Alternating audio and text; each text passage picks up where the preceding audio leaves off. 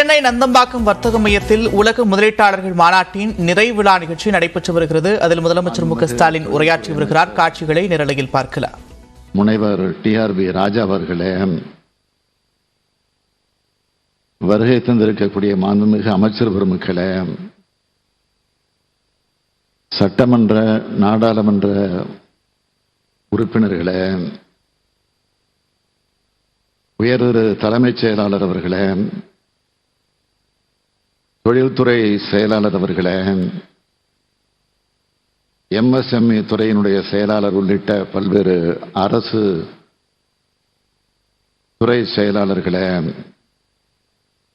தலைசிறந்த தொழில் முனைவோர்களான chairperson Mahindra group, chairperson MD, Adani ports, CEO Saint Gobain, MD Tata power, VP பவுசன், MD Ramco, CII state president உள்ளிட்ட அயல்நாட்டு தூதரக அதிகாரிகளே, பல்வேறு முன்னணி தொழில் நிறுவனங்களின் நிர்வாகிகளே, தொழில்துறையை சார்ந்த வல்லுநர்களே, பத்திரிகை மற்றும் ஊடகத்துறையை சார்ந்திருக்கக்கூடிய நண்பர்களே, உங்கள் அனைவருக்கும் என்னுடைய அன்பான மாலை வணக்கத்தை நான் தெரிவித்துக் கொள்ள விரும்புகிறேன். திராவிட மாடல் அரசின் இந்த உலக முதலீட்டாளர்கள் மாநாடு மூலமா தமிழ்நாட்டோட 20 ஆண்டு கால வளர்ச்சிக்கு அடித்தளம் அமைச்சிருக்க உங்க எல்லோருக்கும் தமிழ்நாட்டோட முதலமைச்சரோட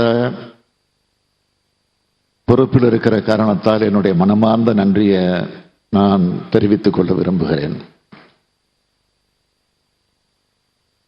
இந்த மாநாட்டை உலகமே வியக்கும் வகையில் நடத்தி இந்தியாவே வியக்கும் வகையில் முதலீட்டை ஈர்த்து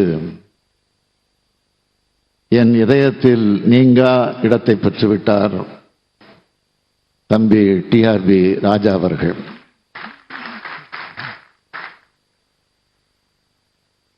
தொழில்துறை அமைச்சர் பொறுப்பை ஏற்றுக்கொண்ட குறுகிய காலத்திலேயே இமாலய சாதனை செய்திருக்கும் அமைச்சர் டிஆர்பி ராஜாவை நான் பாராட்டுகிறேன். இவ்விழாவில் கண்ணும் கருத்துமாய் இருந்த தலைமைச் செயலாளர் உள்ளிட்ட அனைத்து அரசு அலுவலர்களுக்கும் எனது பாராட்டையும் நன்றியும் தெரிவித்துக் கொள்கிறேன். நாங்கள் ஆட்சி பொறுப்புக்கு வந்த பிறகு முதலீட்டாளர்களின் முதல் முகவரி தமிழ்நாடு என்ற பெயரில் நடத்தப்பட்ட முதலீட்டாளர்கள் மாநாடுகள் மூலமா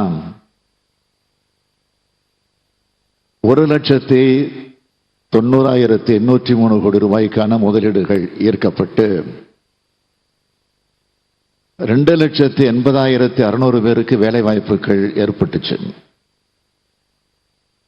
நான் ஐக்கிய அரபு நாடுகள், சிங்கப்பூர் மற்றும் ஜப்பான் ஆகிய நாடுகளுக்கு பயணம் மேற்கொண்டு 17,371 பேருக்கு வேலை வாய்ப்பு ஏற்படுத்துகிற வகையில் 7,441 கோடி ரூபாய் மதிப்பிலான முதலீடுகளை பெற்றோம். அதோடு நான் தொடர்ந்து இந்த முதலீடுகள் செயல் வடிவம் பெறுவதை கண்காணிப்பேன். அந்த வகையில் ஆட்சிக்கு வந்ததிலிருந்து இதுவரைக்கும் 44 தொழிற்சாலைகளுக்கு அடிக்கல் நாட்டியிருக்கேன். 27 தொழிற்சாலைகளை திறந்து வச்சிருக்கிறேன். இது மூலமா 74,757 இளைஞர்கள் மற்றும் மகளிருக்கு வேலை வாய்ப்பு ஏற்படுத்தப்பட்டுள்ளது. அந்த நம்பிக்கையோடு சொல்றேன், இந்த மாநாடு தமிழ்நாட்டின் தொழில் வளர்ச்சியில் பெரும் பாய்ச்சலாக அமையும். தமிழ்நாட்டோட வரலாற்றில் நிச்சயம் இது நினைவு கூறப்படும். இந்த மாநாட்டோட தனித்துவமும் புதுமைத்துவமும் என்றென்றும் பேசப்படும். நான் அதிகாரிகளுக்கு ஆரம்பத்திலேயே ஒரு அன்பு கட்டளை போட்டேன்.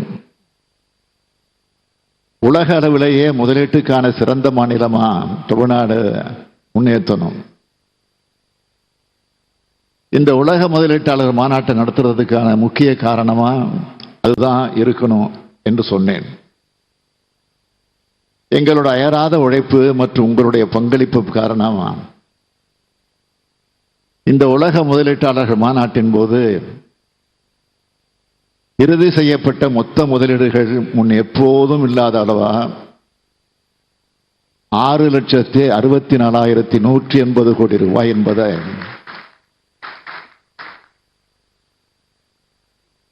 இந்தியாவே உற்று நோக்கும் இந்த அவையில் பெரும் மகிழ்ச்சியோடு அறிவிக்கிறோம். இந்த திட்டங்கள் மூலம் நேரடி வேலைவாய்ப்பு வகையில் 14,54,712 நபர்களுக்கும் மறைமுக வேலைவாய்ப்பு என்ற வகையில் 12,35,945 நபர்களுக்கும் என மொத்தம் 26,90,657 வேலை வாய்ப்புகள் உருவாக்கப்படும். மேம்பட்ட மின்னணுவியல் உற்பத்தி, பசுமை எரிசக்தி, தோல் அல்லாத காலணிகள், வாகனங்கள் மற்றும் மின் வாகனங்கள், வான்வெளி மற்றும் பாதுகாப்பு, தரவு மையங்கள், திறன்மிகு மையங்கள், தகவல் தொழில்நுட்ப சேவைகள் போன்ற பலதரப்பட்ட துறைகள் மூலமா இந்த முதலீடுகள் வந்திருக்கு. ஈர்க்கப்பட்டுள்ள மொத்த முதலீடுகள்ல உற்பத்தி துறையில, அதாவது தொழில் முதலீட்டு ஊக்குவிப்பு மற்றும் வர்த்தகத்துறை சார்பா 3,79,809 கோடி ரூபாய் முதலீடுகள், எரிசக்தி சார்பா 1,35,157 கோடி ரூபாய் முதலீடுகள், வீட்டு வசதி மற்றும் நகர்ப்புற வளர்ச்சித்துறை சார்பா 62,939 கோடி ரூபாய் முதலீடுகள், தகவல் தொழில்நுட்பத்துறை மற்றும் டிஜிட்டல் சேவைகள் துறை சார்பா 22,130 கோடி ரூபாய் முதலீடுகள், தொழிற்சாலைகளுக்கு வலுவான விற்பனையாளர்களை தளத்தை வழங்கும் குறு சிறு மற்றும் நடுத்தர தொழில் நிறுவனங்கள் துறை சார்பா 63,573 கோடி ரூபாய் முதலீடுகள் ஈர்க்கப்பட்டிருக்கு. சீரான பரவலான வளர்ச்சியை உறுதிப்படுத்துற விதமா இந்த முதலீடுகள் எல்லாம் மாநிலம் முழுவதும் பரவலா மேற்கொள்ளப்பட இருக்கு. 2030ஆம் ஆண்டுக்குள்ள தமிழ்நாட்டை $1 டிரில்லியன் அமெரிக்க டாலர் பொருளாதார வளர்ச்சி பெற்ற மாநிலமாகவும் இந்திய பொருளாதாரத்துக்கு மிக முக்கிய பங்களிக்கிற மாநிலமாகவும் சிறந்திட பெரும் லட்சிய இலக்கை நிர்ணயிச்சு நாங்க செயல்பட்டுக்கிட்டு வரோம். இந்த இலக்கை விரைவில் அடையறதுக்கு இந்த புரிந்துணர்வு ஒப்பந்தங்கள் பெரும் துணை நிற்கும் என்பதில் சந்தேகம் இல்லை. தொலைநோக்கு பார்வையோட தொழில் கொள்கைகளை வடிவமைச்சு அது மூலம் தொழில் மற்றும் பொருளாதார மேம்பாட்டை முன்னெடுத்து செல்றதுதான் ஒரு மாநிலத்துடைய வளர்ச்சிக்கு உகந்த பாதை. 20க்கும் மேற்பட்ட கொள்கைகளை வெளியிட்டு அந்த துறைகள்ல உற்பத்தி மட்டும் இல்லாம ஏற்றுமதியும் வெகுவா பெருக்கிடும் வகையில் முதலீடுகளை கணிசமாக ஈர்த்து அதன் மூலம் வேலைவாய்ப்புகளை வெகுவாக அதிகரித்து வரும். இதன் தொடர் நடவடிக்கையாதான் தொடக்க விழா நாள்ல மின்னணு உற்பத்தி மற்றும் செமிகண்டக்டர் கொள்கையை வெளியிட்டேன். இது இந்த துறைகள்ல முதலீடுகளை ஈர்த்து வளர்ச்சியை மேலும் துரிதப்படுத்தும். மிக பெரும் உட்கட்டமைப்பு திட்டங்கள் மேற்கொள்ளப்படும் போது அதுக்கான முதலீடுகள் முழுவதையும் அரசே மேற்கொள்வது கடினம். கூட்டு முயற்சியில் தனியார் துறைகளோடு இணைந்து செயல்படுவதுதான் நடைமுறையில் சாத்தியம். அந்த வகையில் அப்படிப்பட்ட முதலீடுகளை ஈர்க்க தனியார் மற்றும் அரசு துறைகளோட சிறந்த நடைமுறைகளை இணைச்சு பொது தனியார் கூட்டாண்மை கொள்கையிலையும் பப்ளிக் பிரைவேட் பார்ட்னர்ஷிப் பாலிசி வெளியிட்டிருக்கிறேன். தமிழ்நாடு அரசின் புத்தொழில் மற்றும் புத்தாக்க ஊக்குவிப்பு நிறுவனமான ஸ்டார்ட் அப் தமிழ்நாடு உருவாக்கியுள்ள டான்ஃபண்ட் மூலம் பன்னாட்டு துணிகர முதலீட்டு நிறுவனங்களை வெஞ்சர் ஃபண்ட்ஸ் தமிழ்நாட்டின் புத்தொழில் நிறுவனங்களோட இணைக்கிறதுமான தளம் இன்னைக்கு தொடங்கி வைக்கப்பட்டிருக்கு. நமது ஸ்டார்ட் அப் தமிழ்நாடு உலகளாவிய புத்தாக்க சூழல்கள் ஆராயும் தரவு மற்றும் ஆலோசனை நிறுவனமான ஸ்டார்ட் அப் ஜூனோம் ஆகியவற்றுக்கிடையே ஒத்துழைப்புக்கான ஒப்பந்தம் மேற்கொள்ளப்பட்டிருக்கு. புத்தொழில் முதலீட்டாளர்கள் மாநாட்டில் சுமார் 200க்கும் மேற்பட்ட புத்தொழில் துணிகர முதலீட்டாளர்கள் துறை சார்ந்த நிபுணர்களுடன் புத்தொழில் நிறுவனங்களுடன் கலந்துரையாடினாங்க. வாங்குவோர் விற்பனையாளர் சந்திப்பில் 20க்கும் மேற்பட்ட நாடுகளை சார்ந்த ஏற்றுமதியாளர்கள் 500க்கும் மேற்பட்ட உள்நாட்டு விற்பனையாளர்களுடன் கலந்துரையாடல்கள் மேற்கொண்டனர். இது மூலமா ஏற்கனவே ஏற்றுமதியில முன்னணி மாநிலமாக விளங்குகிற தமிழ்நாடு தன்னோட போட்டித்திறனை நன்கு அதிகரிக்க முடியும். வான்வெளி மற்றும் பாதுகாப்புத்துறை நிறுவனங்களுக்காக விற்பனையாளர் வாங்குவோர் சந்திப்புக்கும் ஏற்பாடு செஞ்சிருக்கோம். வளர்ந்து வரும் இந்த துறையை செம்மைப்படுத்தி இந்த துறையை மேலும் வளர்க்க இப்படியான மிக சரியான உத்வேகத்தை எங்களுக்கு கொடுத்திருக்கு. இந்த நிகழ்ச்சியோட மற்றொரு சிறப்பம்சமா 9 பங்காளர் நாடுகள் பன்னாட்டு அரங்கு அமைச்சு இந்த மாநிலத்தோட தங்களின் ஆழமான மற்றும் நீண்டகால ஈடுபாட்டை வெளிப்படுத்தினாங்க. சிறப்பு அரங்குகள் மூலம் தமிழ்நாட்டின் தொழில் வலிமை மற்றும் பன்முகத்தன்மையை பல்வேறு அரசு நிறுவனங்கள் வெளிப்படுத்தி இருக்கு.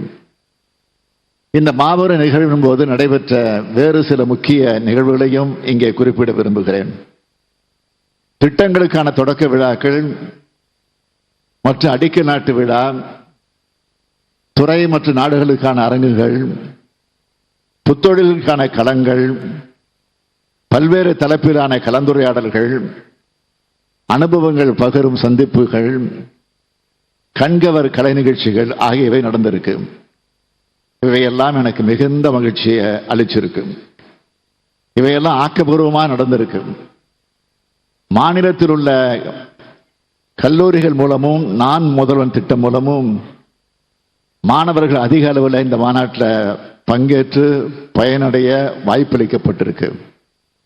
நாளைய உலகத்துக்கு இன்றே வழிகாட்டுகிற வகையில் அவங்க இந்த பெரும் முதலீட்டாளர்களின் ஆழமான அனுபவங்களை கேட்டறிந்து தமக்கான பாதையை வகுத்து அவர்களுக்கு இது பெரிதும் உதவும். சுமார் 20,000 பிரதிநிதிகள் மற்றும் 39 லட்சம் மாணவர்கள் இதிலெல்லாம் கலந்து கொண்டு பயனடைஞ்சிருக்கிறாங்க. Our partner countries have contributed to make the global investors meet a grand success. I also thank the diplomatic community for their cooperation.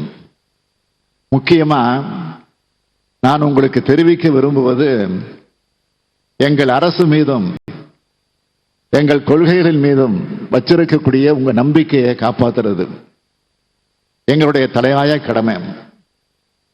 எங்களுடைய அரசை பொறுத்த வரைக்கும் நீங்க புரிந்துணர்வு ஒப்பந்தம் கையெழுத்து போடுறதுல இருந்து உங்களுடைய எல்லா செயல்களுக்கும், அதாவது நீங்க உங்கள் தொழிற்சாலையை முழுமையாக கட்டி முடிச்சு உற்பத்தியை தொடங்குறதுல அதுக்கு பிறகும் கூட உங்களுக்கு நாங்க உறுதுணையாக இருப்போம். உங்களுக்கு தேவையான எல்லா கிளியரன்ஸும் சிங்கிள் விண்டோ சிஸ்டம் மூலமா விரைந்து வழங்கப்படும் என்று நான் உறுதி கூற விரும்புகிறேன். அதேபோல இந்த புரிந்துணர்வு ஒப்பந்தங்களை நடைமுறைப்படுத்த தொழில்துறை அமைச்சர் தலைமையில் ஒரு சிறப்பு குழு அமைக்கப்படும். அதில் தொழில்துறை அலுவலர்கள், கைடன்ஸ் அலுவலர்கள் ஆகியோர் பங்கேற்பாங்க. ஒவ்வொரு புரிந்துணர்வு ஒப்பந்தத்தையும் தொடர்ந்து கண்காணித்து அதை முழுமையான தொழிற்சாலையாக மாற்றுவதற்கு அவங்க எல்லா முயற்சிகளையும் எடுப்பாங்க. உங்களுக்கு எந்த தருணத்திலும் என்கிட்ட ஏதாவது தகவல் தெரிவிக்கணும்னா என்னோட அலுவலகத்தை நீங்க எப்போ வேண்டுமானாலும் தொடர்பு கொள்ளலாம். இந்த உறுதியை நான் தொழில்துறை அமைச்சர் மற்ற அரசு அலுவலர்கள் முன்னிலையிலே வழங்குகிறேன். அதனால் நீங்க நம்பிக்கையுடன் இருக்கலாம். நிறைவாக இந்த மாநாட்டில் முதலீடுகளை மேற்கொண்டுள்ள எல்லோருக்கும் மீண்டும் மீண்டும் என்னுடைய மனமார்ந்த நன்றியை தெரிவிக்கிறேன். இதுவரை இங்கே முதலீடு செய்யாதவர்களும் எங்க மாநிலத்தில் முதலீடு செய்ய முன்வாருங்கள் என அன்போடு அழைக்கிறேன். உங்க எல்லோரையும் நான் தொழில் முனைவராக மட்டும் இல்ல, தமிழ்நாட்டின் நல்லெண்ண தூதுவர்களாக பார்க்கிறேன். எனவே தமிழ்நாட்டை உலகுக்கு அறிமுகம் செய்யுங்கள்.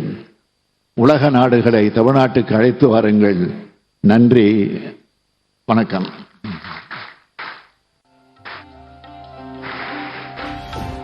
மாண்புமிகு தமிழ்நாடு முதலமைச்சர் அவர்களுக்கு நெஞ்சார்ந்த நன்றியை தெரிவித்துக் கொள்கிறோம். Thank you sir.